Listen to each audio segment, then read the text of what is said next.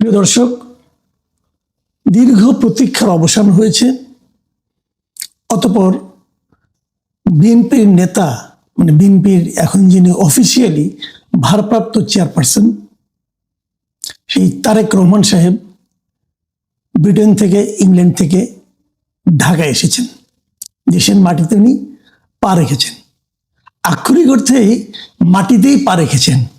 আমি একটা ছবি দেখলাম যে ঢাকা বিমানবন্দরে উনি যে রাস্তা দিয়ে আসছিলেন পাশে একটা ছোট বাগানের মতো ছিল, সেই বাগানে গেলেন, জুতো মোজা খুললেন, তারপরে বাগানের যে মাটি আছে সেই মাটিতে উনি পা রাখলেন, একটু মাটিও হাতে নিলেন। এই যে ঘটনাটা, এটা খুব জরুরি ছিল কি? না করলে কোনো সমস্যা কি হতো? ধরেন আমি আরেকটা উদাহরণ দিয়ে বলি, এরকম একটা প্রত্যাশিত আগমন কিন্তু ছিল ডক্টর ইউনূসের অগাস্টের 8 তারিখে গত বছরের। উনিও এসেছেন, উনি কিন্তু এটা প্রয়োজন বোধ করেননি। এটা নিয়ে উনি যে প্রয়োজন বোধ করেননি, মাটি নেননি হাতে, মাটিতে পা দিয়ে হাঁটেননি, এতে কিন্তু কোনো সমালোচনাও হয়নি।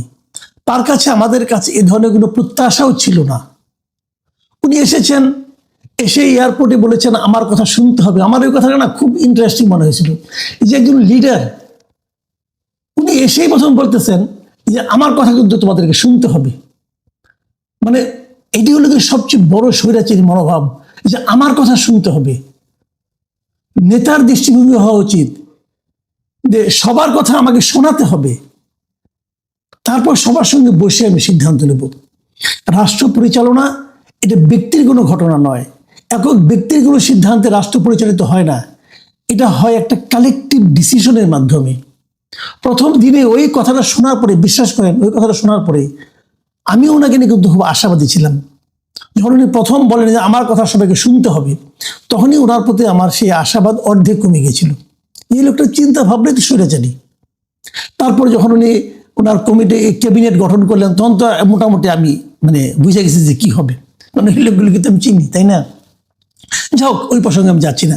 কিন্তু তারেক রহমান সাহেব যে কাজটা করলেন, এটা না করলে কেউ কিন্তু কিছু বলতেন না, কিন্তু উনি সেটা করলেন। এবং এটা কি নাটক? আমার তো মনে হয় না। আমি ওনার মুখের দিকে তাকিয়েছিলাম যে ওনার মুখের ভাবটা কি, ওনার বডি ল্যাঙ্গুয়েজটা কি। আমি ভিডিওটা দেখেছি, আমার কাছে মনে হয়নি উনি নাটক করছেন। আমার কাছে মনে হয়েছে উনি 17 বছর যে দেশের মাটি থেকে দূরে ছিলেন, এবং এই 17 বছর উনি যে দেশের মাটিটাকে মিস করেছেন, এই দেশটা যে ওনার নিজের দেশ, এই ফিলিংসের বহিঃপ্রকাশ ঘটেছে এই ঘটনার মাধ্যমে। কিছু জিনিস বিষাদৃশ্য লেগেছে। আমি পুরো ঘটনাটাকে সংক্ষেপে বলি, সব দিয়ে তো বলা যাবে না, অনেক কিছু আজকে ঘটেছে। আমি কিছু কিছু জায়গায় একটু টাচ করবো কেবল। আমার কাছে বিষাদৃশ্য লেগেছে যে ওনার নিরাপত্তা নিয়ে বাড়াবাড়িটা। আমার কাছে এটাও মনে হয়েছে তারা ওনাকে নিরাপত্তা যতটা দিতে চান, তার চেয়ে বেশি নিরাপত্তা তাকে দিচ্ছেন এই ভানটা করতে চান। বিশেষ করে আমি দেখলাম যে ওখানে যখন উনি ওই বাগানের মধ্যে খালি পেয়ে হাঁটতে গেলেন, তখন ওখানকার ওই CSF নামে ব্যানার, ওটা সম্ভবত ওনাদের দলীয় হবে, এরা যে চিৎকার চেঁচামেচি শুরু করেছে, এই যাও, সরো, বসো, এইগুলি না বাড়াবাড়ি। এবং এগুলির মধ্যে এক ধরনের আনাড়িপনা আছে। এর চেয়ে অনেক বেশি নিরাপত্তা দেওয়া যায় নীরবে। এই হইচই করে দেখানো, লোক দেখানোর নিরাপত্তা, এটা আমার কাছে মনে হয়েছে অপ্রয়োজনীয়। তারেক রহমান সাহেবকে এই সমস্ত বিষয়ে সতর্ক থাকতে হবে, যে এই সমস্ত নিরাপত্তা নামক বস্তু আলটিমেটলি আমার তারপরে মনে হয়েছে, আমি দেখলাম যে ওনাকে যেভাবে পুরো রাস্তায় গাড়ির বহরে উনি আসলেন, 12:30টার দিকে নামছেন বোধ হয়, 12:30টার সময় কিন্তু বেরোছেন উনি, 12:30টার সময় বেরিয়ে প্রায় 3:50 এসে কিন্তু উনি 300 ফিটে এখানে এসেছেন। খুব বেশি একটু দূর না, কিন্তু খুব স্লোলি এসেছেন। রাস্তার দুপাশে প্রচুর লোক ছিল, ওনাকে দেখার জন্য অপেক্ষা করছিল, কিন্তু গাড়ি প্রায় হাঁটার গতিতে এসেছে। এবং এই সময়ে পুলিশ, আর্মি এবং নিরাপত্তা রক্ষীরা যে কাজগুলি করলো, আমার কাছে মনে হয় এগুলোর খুব একটা প্রয়োজন ছিল না। যারা ওনার নিরাপত্তা কামনা করেন, আমি তাদের চেয়ে কম নিরাপত্তা ওনার জীবনের নিরাপত্তার ব্যাপারটা নিয়ে আমি কম উদ্বিগ্ন নই। আমি উদ্বিগ্ন, তারপরেও আমি মনে করি এগুলো বাড়াবাড়ি। কারণ একসময় কিন্তু প্রশ্ন, এখন কেউ প্রশ্ন করছে না, একসময় কেউ না কেউ প্রশ্ন করবে যে উনি তো একজন বেসামরিক ব্যক্তি, অসামরিক ব্যক্তি, তো ওনার জন্য এই যে প্রভাবটা আপনি দিলেন, ঠিক আছে দিলেন, এটা আপনি কতদিন দিবেন? উনি তখন এই দেশেই থাকবেন, নির্বাচনের আগেও তো আরো 1.5 মাসের মতো আছে, এই পুরো সময়টা দেবেন ওনাকে নিরাপত্তা? উনি যখন নির্বাচনের ক্যাম্পেইনে যাবেন তখন দেবেন? জনগণের নেতা নিরাপত্তা জনগণের কাছ থেকে আসে, এই জিনিসটা মাথায় রাখতে হবে। জনগণই তার নিরাপত্তা, জনগণই তার বর্ম। এই সমস্ত ঘটনা যদি চলতে থাকে তাহলে কি হবে? বরং জনগণের সঙ্গে ওনার মাঝখানে একটা দূরত্ব তৈরি হবে। এই দূরত্ব ওনার নিরাপত্তা বাড়াবে না। আমি কথাটা বললাম, হয়তো এটাকে অনেকে অনেকভাবে ব্যাখ্যা করতে পারেন, অপব্যাখ্যাও করতে পারেন, কিন্তু আমি যেটা বুঝলাম সেটা আমি বললাম। এবং আপনি দেখবেন খুব শিগগিরই দেখবেন, আমার ধারণা তারেক রহমানের আজকে যে আমি আপনার আচরণ দেখেছি, কথাবার্তা শুনেছি, আমার কাছে মনে হয়েছে উনি জনগণ থেকে ওনাকে দূরে রাখা খুব কঠিন হবে। তখন এই সমস্ত নিরাপত্তা নামক নাটক এগুলো অপ্রয়োজনীয় হয়ে যাবে। যাই হোক, এবার ওনার কথায় আসি। আসলে কথাগুলি বলার জন্য ওনার কথাটা থেকে আমি কি বুঝলাম, কি শুনলাম, কি প্রত্যাশা করলাম, অথবা কোথায় হতাশ হলাম, সেগুলি বলার জন্য কিন্তু আজকের এই আলোচনা। প্রথমত, উনি অল্প সময়ে মাত্র 16 মিনিট একটা ভাষণ দিয়েছেন সেই 300 ফিটের সেই মঞ্চে। আপনারা লক্ষ্য করবেন, এই ভাষণে শোনার জন্য এখানে মানুষ কিন্তু জড়ো হতে শুরু করছে গত রাত থেকে।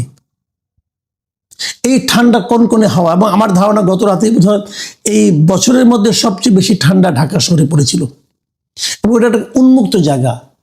এই কনকনে ঠান্ডায়, কনকনে বাতাসের মধ্যে এত মানুষ সারা রাত ওখানে অপেক্ষা করেছেন। সবাই জানেন যে ওনার প্লেন ঢাকায় আসবে 12:15টার দিকে, সবাই জানেন। কিন্তু তারপরেও 15 ঘন্টা 18 ঘন্টা আগের থেকে লোকজন যে অপেক্ষা করছে, এটা কেন? আমি এটা কালকে উপলব্ধি করার চেষ্টা করেছি, এটা কেন? এটা কিন্তু একটা প্রবল ভালোবাসা। এই ভালোবাসা তুলনাহীন ভালোবাসা। তারেক রহমান সাহেবকে ভাবতে হবে, এই জনগণের ভালোবাসার বিপরীতে আমি ওনাদেরকে কি দিব? আমি একটা করে ঘটনা আপনাকে মনে করে দিই আপনাদেরকে। আপনাদের মনে আছে, হাসিনা সরকারের শেষ দিকে এসে 24-এর ইলেকশনের আগে যে আন্দোলনগুলি হচ্ছিল বিএনপির মাধ্যমে, প্রত্যেকটা বিভাগীয় শহরে বিএনপি মিটিং করেছে। এবং সেই মিটিং আমি এমনও খবর পেয়েছি, বরিশালে একটা মিটিং ছিল, আমি পরে নিউজ পড়েছি যে তারা যাতে সেই মিটিংগুলিতে লোক না আসতে পারে, এই জন্য ওই সময়কার সরকার ধর্মঘট ডেকেছে, পরিবহন ধর্মঘট। তার যাদের অনুগত যারা পরিবহন মালিক শ্রমিক ছিল, তারা ধর্মঘট ডেকে বসে আছে। মানুষ পায়ে হেঁটে 20-30 কিলোমিটার পার হয়ে এসেছে।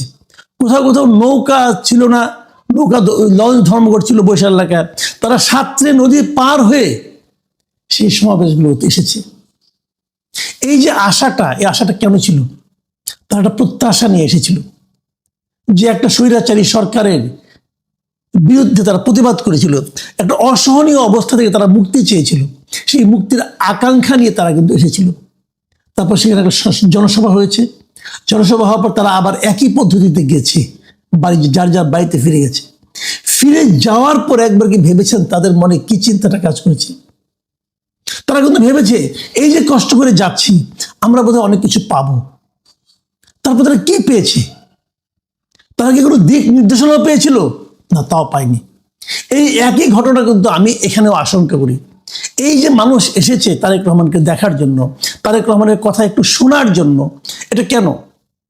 তারা মনে করে এখন আমরা এমন একটা অসম্ভব কষ্টকর সময়ের মধ্যে আছি যেখান থেকে আমাদের মুক্তি চাই, এবং সেই মুক্তির দূত হিসেবে তারা ওনাকে কল্পনা করেছে, ওনাকে ভেবেছে। তারা ভেবেছে তারেক রহমান তাদেরকে সেই মুক্তিটা দিতে পারবে। এই যে ভাবনাটা, এই যে চিন্তাটা, এই চিন্তাটা যদি তারেক রহমান স্পর্শ করতে পারেন, এই চিন্তাটা যদি উনি অনুভব করতে পারেন, তাহলে কিন্তু উনি ওনার মাথার উপর বিশাল একটা বোঝা অনুভব করবেন। সেই বোঝা উনি কিভাবে বয়ে নেবেন, সেই বোঝা উনি কিভাবে কমাবেন, এটাই আমরা জানতে পারবো তার যে নিজস্ব চিন্তা ভাবনা এবং তার নিজস্ব যে কর্মকাণ্ড আগামী দিনের, সেখান থেকে। Tarique Rahman Martin Luther King এর মতো একটা কথা বলেছেন, ওনার নামও উল্লেখ করেছেন। উনি বলেছিলেন আই হ্যাভ এ ড্রিম, এবং উনি বলেছেন আই হ্যাভ এ প্ল্যান। তার মানে উনি কেবল নির্বাচনে জয়ী হয়ে ক্ষমতায় যেতে আসেন নাই, উনি সে প্ল্যানটার কথা বলেছেন। এই দেশটাকে নিয়ে, এই দেশের মানুষকে নিয়ে আমার একটা পরিকল্পনা আছে। পরিকল্পনাটা খোলাসা করেন নাই। আমার ধারণা আগামী 1.5 মাসে এই নির্বাচনী প্রচারণা চলতে চলতে ওনার পুরো পরিকল্পনাটা উনি মানুষের কাছে খোলাসা করবেন এবং সেই পরিকল্পনা কিভাবে বাস্তবায়ন করতে হবে সেটা একটা কথা বলেছেন। এই ইঙ্গিতটা আমার কাছে সবচেয়ে আশাবাদী আমাকে করে তুলেছে। সেই ইঙ্গিতটা কি উনি বলেছেন, ওনার এই পরিকল্পনা বাস্তবায়নের জন্য দেশের প্রত্যেকটা ধর্মের, প্রত্যেকটা গোত্রের, প্রত্যেকটা দলের, উনি কিন্তু দলের কথা বলেছেন, প্রত্যেকটা দলের, প্রত্যেকটা মানুষের সহযোগিতা লাগবে। ওনার এই যে কথাটা, যে ওনার স্বপ্ন বাস্তবায়নের জন্য পুরো দেশকে উনি ঐক্যবদ্ধভাবে পেতে চান, এই জায়গাটায় আমি আশাবাদী হতে চাই। আমি আবারও বলি, আমি শুরু থেকে অনেক দিন ধরে আমি কিন্তু বলে আসছি, আওয়ামী লীগ আমল থেকে আমি বলে আসছি, দেশটাকে দয়া করে, আল্লাহর দোহাই, জাতিটাকে বিভক্ত করবেন না আপনারা। বিভক্ত জাতি কখনো অগ্রসর হতে পারে না, এই ছিল আমার বক্তব্য। আমি আবারও এই কথাটা এখন এই সরকারের আমলেও আমি বারবার বলেছি, আওয়ামী লীগ দেশটাকে বিভক্ত করে ফেলেছিল, এই সরকার সেই বিভক্তি কমায়নি, বরং আরো বাড়িয়েছে, মানে ডক্টর ইউনূসের সরকার। আমি এবার প্রথম শুনলাম তারেক রহমানের কণ্ঠে উনি ঐক্যবদ্ধ হওয়ার কথা বলছেন। এই ঐক্যবদ্ধভাবে যদি দেশটা সামনের দিকে অগ্রসর হয়, তাহলে আমি মনে করি আমাদের দেশের জন্য অনেক ভালো কিছু হবে। প্রিয় দর্শক, আমরা আগামী দিনগুলোতে তারেক রহমানের কর্মকাণ্ডকে ফলো করব, ওনার কথা শুনব এবং ওনার কথা আমরা আশাবাদী হব, এবং যদি ওনার কোনো কথা আমাদের ভালো না লাগে, আমরা সেই সমালোচনাগুলো করতে চাই। কারণ আমরা চাই সেই সমালোচনাটা ওনাকে আরো নতুন একটা দৃষ্টিভঙ্গির সামনে নিয়ে যাবে। আমাদের মূল কথা হলো এই জাতিকে অগ্রসর করা, এই দেশকে উন্নতির দিকে নিয়ে যাওয়া। সেই জন্য ঐক্যবদ্ধ জাতি চাই আমাদের।